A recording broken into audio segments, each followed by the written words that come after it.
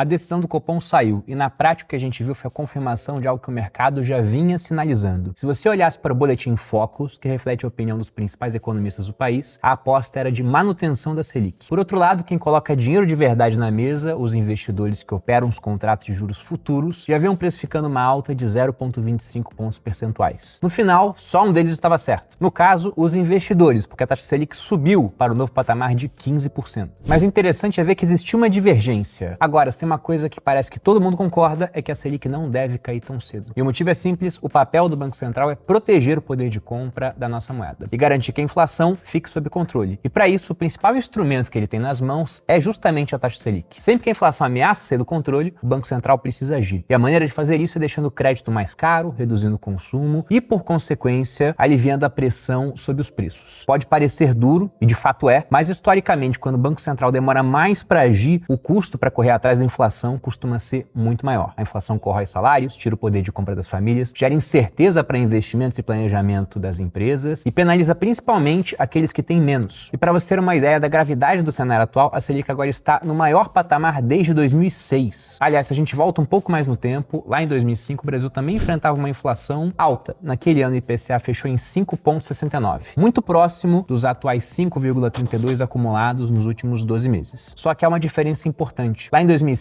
a meta de inflação era mais alta. O centro da meta era em 4,5, com tolerância de 2 pontos percentuais para cima, até 6,5. Hoje a meta é bem mais rigorosa, 3%, com um teto em 4,5. Ou seja, mesmo com a inflação recuando um pouquinho nos últimos meses, ainda estamos bem acima do teto da inflação, muito distantes do centro. Contudo, a boa notícia, se é que dá para chamar assim, é que as expectativas de inflação para os próximos anos deram uma leve melhorada nas últimas semanas. Para o final de 2025, a projeção caiu de 5,44 para 5,25, mas ainda segue acima da meta. E para 26 e 27, o mercado espera alguma coisa entre 3 e 4,5%, o que ainda seria o limite, o teto da meta de inflação. Em outras palavras, mesmo que o Banco Central queira, não dá para afrouxar a política monetária nesse momento. Fazer isso seria arriscar ver a inflação sair ainda mais do controle, como já aconteceu lá no passado. E o motivo disso vai além das nossas fronteiras, porque o Banco Central não olha só para a inflação atual ou apenas para os números domésticos. Ele também acompanha de perto o cenário internacional. E lá fora, o preço do petróleo voltou a assustar com as tensões no Oriente Médio, reacendendo o risco de choques de oferta. Ao mesmo tempo, a política econômica dos Estados Unidos mudou de direção com a volta do Donald Trump ao poder, e aí você tem pacote de corte de impostos, o que diminui a arrecadação, tarifas, o Federal Reserve com cada vez menos espaço para reduzir os juros. E você tem que pensar por que isso importa pra gente. Porque quando os juros lá fora ficam mais altos, aquilo tende a sugar a liquidez internacional, vira um imã de dinheiro, fazendo que investimentos saiam do Brasil. Na hora de sair, esse real é trocado por dólar, então a cotação do dólar pode ficar mais alta, ou seja, o dólar pode vir a se valorizar, com isso teríamos inflação mais alta. E justamente para evitar que esse tipo de coisa aconteça, o Banco Central precisa manter juros elevados para evitar uma desvalorização maior do real. Agora, se tudo isso parece só uma discussão técnica sobre juros e metas, é porque ainda não falamos da parte que realmente importa, que é como a inflação mexe diretamente com a sua vida. Quando a inflação sobe, o impacto ele é direto e imediato. A primeira consequência é a perda do poder de compra do dinheiro. O seu salário permanece o mesmo, mas o custo dos produtos e serviços aumenta. O resultado, as pessoas passam a consumir menos. O orçamento que antes permitia uma compra completa no supermercado, hoje não dá conta de todos os itens. E essa redução de consumo não acontece só pela alta de preços. Ela também aparece de forma mais discreta nas embalagens e nas prateleiras dos mercados. Um fenômeno cada vez mais comum, conhecido em inglês como shrink inflation, aqui a gente traduz para reduflação, mostra isso. O produto ele continua com o mesmo preço, mas a quantidade diminui. O pacote de café que antes tinha 500 gramas, agora tem 400. Caixa de cereal que antes tinha 1 quilo, vira 850. O sorvete de 1 litro agora tem 900 ml. Só que costuma haver um limite para a redução desse tamanho. E quando o produto já não pode mais diminuir, a indústria parte para uma outra estratégia, na minha opinião, até pior, que é a troca de ingredientes, pegando ingredientes de maior valor nutricional e que por isso costumam ser mais caros e colocando porcarias no lugar. É assim que a cobertura de chocolate vira sabor chocolate, que o leite vira bebida láctea, que o suco de frutas dá lugar a néctares com menos polpa e mais água, que o café vira sabor café. E não é só no supermercado que a inflação pesa, ela também atinge o custo da energia elétrica, do gás de cozinha, do transporte, educação, saúde. Ou seja, mesmo quem tenta reduzir o consumo acaba sentindo impacto nas despesas básicas. E um outro grupo que sofre com a inflação também é o poupador, aquele cara que até faz o dever de casa gastando menos do que ganha, mas não é sofisticado na hora de investir o seu dinheiro. Ele deixa aquele dinheiro simplesmente parado na conta ou na poupança, que é o que ele conhece, e vê o valor real desse dinheiro diminuir. Nominalmente ele até tem algum ganho, a poupança rende alguma coisa, mas malha ela vai empatar com a inflação, quando não vai render menos. Porque se você pega mesmo em anos de Selic mais alta, onde a poupança costuma vamos entrar naquela regra de 0,5% mais TR, ainda assim ela pode não subir o equivalente à subida do seu custo de vida. E essa é uma das consequências mais perversas da inflação. Ela pune justamente quem tenta ser financeiramente responsável. E nas faixas de renda mais baixas, o impacto é ainda mais forte, porque a maior parte do orçamento das famílias, aquelas com menos renda, na faixa do salário mínimo ou um pouquinho acima disso, vai justamente para alimentação e serviços essenciais. Ou seja, você não tem nenhum consumo discricionário que pode ser cortado, eles estão gastando simplesmente com o básico. E que infelizmente são os itens que mais têm subido de preço nos últimos meses. O resultado disso é uma perda real e contínua de qualidade de vida. E para entender de onde vem toda essa pressão inflacionária, é necessário que você olhe lá para Brasília. Porque mesmo que a gente tenha batido recorde de arrecadação, o governo segue gastando muito mais do que arrecada. Para você ter ideia, em 2024, você pode fazer essa pesquisa na internet e você veria que janeiro foi recorde, fevereiro, março, abril, maio, junho, julho, agosto, setembro, outubro, novembro, dezembro. Foram 12 meses de volta mais rápida atrás de volta mais rápida. O Brasil arrecadou mais de 2,7 trilhões. No entanto, apesar de ter arrecadado como nunca, a gente também gastou como nunca. E o resultado disso é que o nosso déficit nominal, que já inclui essa diferença entre arrecadação e gastos e mais os juros da dívida, está se aproximando do incrível patamar de 8% do PIB. Um dos maiores do mundo, como você pode ver nos gráficos. Para você ter ideia, o Brasil só perde em termos de déficit nominal para países como Bolívia, que está extremamente fragilizada, praticamente não tem mais dólares no país, e Rússia, que está em guerra. E a dívida bruta do governo já está se aproximando da casa de 80% do PIB, com viés de alta. O próprio Banco Central, no último relatório de inflação, já alertou para o risco fiscal crescente. E como se o tamanho da dívida não fosse suficiente, bem acima da média dos emergentes, também tem outro fator que agrava ainda mais a situação, que é o fato do peso dos juros no orçamento público. Porque vários países têm dívidas muito altas. Os americanos estão devendo quase 130% do PIB. No Japão, passa de 200%. Mas se você olha os juros dos Estados Unidos e no Japão, eles são juros muito baixos comparados aos nossos. E o resultado disso é que só nos últimos 12 meses o Brasil desembolsou quase 930 bilhões em pagamento de juros. Isso representa algo em torno de 7,7% do PIB, segundo o próprio Banco Central. Para você ter uma ideia, esse gasto com juros ele consome praticamente 31% de toda a arrecadação do governo federal. Ou seja, quase 1/3 de tudo que o governo arrecada, tirando dinheiro do nosso bolso, some só para pagar os juros da dívida. Isso antes mesmo de pensar em saúde, educação, segurança ou qualquer serviço público. E aí alguns vão falar, né? O pessoal da esquerda gosta muito de falar isso. Pô, mas a culpa então é dos investidores gananciosos que querem mais dinheiro. Vamos lembrar que essa dívida só existe porque o governo gasta mais do que arrecada. Aliás, vamos tirar governo porque parece que eu tô concentrando só nesse, né? Mas na verdade isso é quase uma política de Estado no Brasil. Praticamente desde 2014, a gente, com exceção do último ano do governo Bolsonaro, com um certo truque ali da questão dos precatórios também, então a gente pode falar que basicamente o Brasil vive gastando mais do que arrecada através de, entre aspas, um cheque especial. Só que, à medida que a gente continua gastando mais do que arrecada e tornando a dívida cada vez mais alta, os juros também ficam mais altos para financiar essa dívida, já que a gente se torna um devedor mais arriscado. Só que isso aumenta ainda mais o nosso déficit. E aí, com isso, o risco aumenta, investidores tiram dinheiro daqui, o dólar sobe, a inflação sobe, para conter a inflação, os juros ficam mais altos, numa espécie de círculo vicioso do mal. E aí nós temos um problema aqui no nosso país, porque, diferente do que acontece nos Estados Unidos, onde boa parte da dívida é prefixada, aqui a maior parte da nossa dívida é atrelada à taxa Selic. De modo que quando ela aumenta ou permanece alta por períodos maiores, o que a gente deve ver ao longo de 2025, o carrego dessa dívida fica ainda maior. Aí o mercado olha o tamanho da dívida, olha o tamanho do déficit, que fica maior com esses juros mais altos, e exige um prêmio de risco cada vez maior. E aqui que entra um ponto que muita gente esquece. Porque quando uma empresa ela gasta mais do que ela fatura, com o tempo ela tende a quebrar. Quando uma pessoa faz a mesma coisa, ela fica com o nome sujo, ela perde crédito, pode ter a conta bloqueada e não consegue mais se financiar. Mas quando é o governo que gasta mais do que arrecada, a conta não sobra só pro governo, ela sobra pra você, pra gente. Por vezes essa conta ela vem disfarçada na forma de novos impostos, com a desculpa da justiça social, que o governo tem tentado fazer bastante. Só que o Brasil já tem uma das maiores cargas tributárias do mundo. Se você pega dados do FMI, a nossa arrecadação já equivale a quase 40% do PIB. Isso supera a média dos países mais ricos do G7 e também supera bastante a média dos países emergentes, como você pode ver nesse gráfico. Mas os efeitos não param por aí. O descontrole fiscal provoca fuga de capitais, disparada do dólar, alta dos juros e, no final, recessão e empobrecimento generalizado da população. Na prática, você acaba sofrendo uma mistura de tudo isso. E por que os políticos continuam recorrendo a essa escolha? A resposta é bem simples, porque o sucesso político não vem do controle da máquina de imprimir dinheiro, vem do seu uso. Então, quanto mais um político gasta, principalmente uma população pouco educada, o retrato do Brasil, maior a chance de que ele venha se reeleger. Só que a conta uma hora chega. E o próprio ministro da Fazenda, ele já admite publicamente, né? O Brasil dificilmente vai cumprir a meta que foi estipulada lá atrás de zerar o seu déficit primário em 2025. Lembrando, esse é só o primário, diferença entre arrecadação e gasto. Ainda tem toda a questão dos juros da dívida. E a solução para o ministro, para o governo, para tentar equalizar mais essa conta, é continuar aumentando imposto. Afinal, parece que falar de corte de gasto lá em Brasília é algo algo proibido. E devido a isso, nós tivemos nas últimas semanas um vai e vem na questão tributária aqui no país. O executivo editou 3 decretos diferentes, mexendo no IOF, e ainda tenta emplacar uma medida provisória para aumentar a tributação sobre investimentos antes isentos, aumentar para aqueles que já tinham imposto, né, colocar 17,5%. Eu, inclusive, fiz um vídeo específico sobre isso, eu vou deixar o card aqui. E o objetivo, claro, é aumentar a arrecadação a qualquer custo, mas talvez, né, isso não seja mais possível. Porque na última segunda-feira, a Câmara dos Deputados deu um recado claro ao Planalto. Com 346 votos a favor e 97 contra, os deputados aprovaram com urgência a derrubada daquele decreto do aumento do IOF. Isso traz uma tensão a mais para o clima político. O Congresso está insatisfeito, a relação entre o Executivo e o Legislativo ela está ruim, talvez até um dos piores pontos desde o início do mandato do governo Lula. Atraso no pagamento de emendas parlamentares, essas medidas impopulares de aumento de imposto também não costumam ficar muito boas em anos mais próximos de eleição, e o próprio desgaste crescente com a condução da economia, o que se reflete nas pesquisas de opinião. Se você pega as pesquisas mais recentes, a aprovação do governo ela está em queda livre. E isso acontece mesmo em eleitores de renda mais baixa, que teoricamente seria uma base de apoio maior para o governo Lula. Só que esses também são os que mais sofrem com o aumento da inflação, no preço dos alimentos e na perda do poder de compra. E aí com isso a gente tem esse retrato, onde de um lado o governo ele segue gastando, do outro o Banco Central ele tenta conter os danos à medida que ele aumenta juros, o que não é um processo inócuo, né? No meio disso todos nós pagamos a conta, através de crédito mais caro, uma inflação ainda persistente, e a sua consequência que é a perda do poder de compra do dinheiro. E para fechar esse vídeo fica a pergunta mais importante, né? Porque para quem já leu meu livro, eu tenho uma opinião muito clara sobre a inflação em moeda fiduciária. Na época da pandemia a gente ouviu bastante os presidentes do Banco Central pelo mundo falando que a inflação era temporária, mas na verdade o que é temporário é a nossa vida, o nosso tempo aqui. A inflação em moeda fiduciária ela é permanente, é uma política de Estado, ela extrapola governo. Então entra governo, sai governo, você vai continuar vendo nos sites dos bancos centrais pelo mundo uma meta de inflação, que à primeira vista parece pequena, né? Mas se você bota 4,5% de inflação ano após ano, em 10 anos seu dinheiro está comprando metade das coisas que comprava anteriormente. Evidentemente há moedas que sofrem mais com inflação e outras que sofrem menos, mas toda moeda fiduciária tem a mesma direção,